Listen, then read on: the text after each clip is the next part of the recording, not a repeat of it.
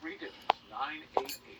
Action News 5's Kelly Roberts explains how a Shelby County Crisis Center is getting ready for a major increase in calls. For nearly 50 years, the Memphis Crisis Center has fielded calls when many are at their worst. The call center picks up local calls to the National Suicide Prevention Lifeline. I always say we're in the hotline business. So what we do is we provide everything from emotional support services to collaborative problem solving to crisis intervention, suicide prevention, and even linkage to various community resources. The center's executive director, Mike Labonte, says the call center has received more than 15,000 calls since January. Over the last 3 years, call volume has picked up more than 30%.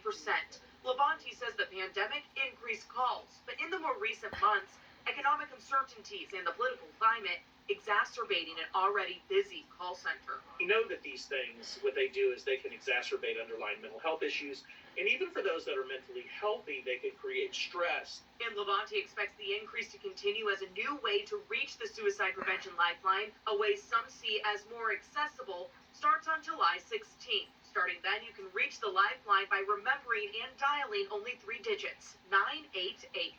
Many times, traditionally, people would sometimes dial 911, and we really, this is different than 911 in the sense that this is specifically for mental health services. The federal government expects calls to the lifeline to double, possibly reaching close to 12 million calls in 988's first year. To help call centers prepare for the larger call volume, the Biden administration dedicated more than $280 million to build out infrastructure at these centers. Labonte says the Memphis Crisis Center received federal, state, and county money for the transition. But those answering calls here are volunteers. Labonte says they're looking for more to join the team.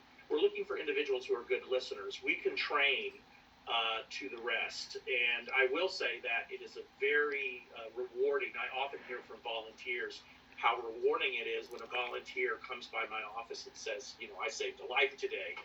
Kelly Roberts, Action News 5. And with the funds the Memphis Crisis Center is receiving, they plan to hire someone to oversee the whole 988 program. For a link to learn more about volunteering, visit this story on our website, actionnews5.com. And it's important to note, the 988 number goes live on Saturday, July 16th. Still ahead on Action.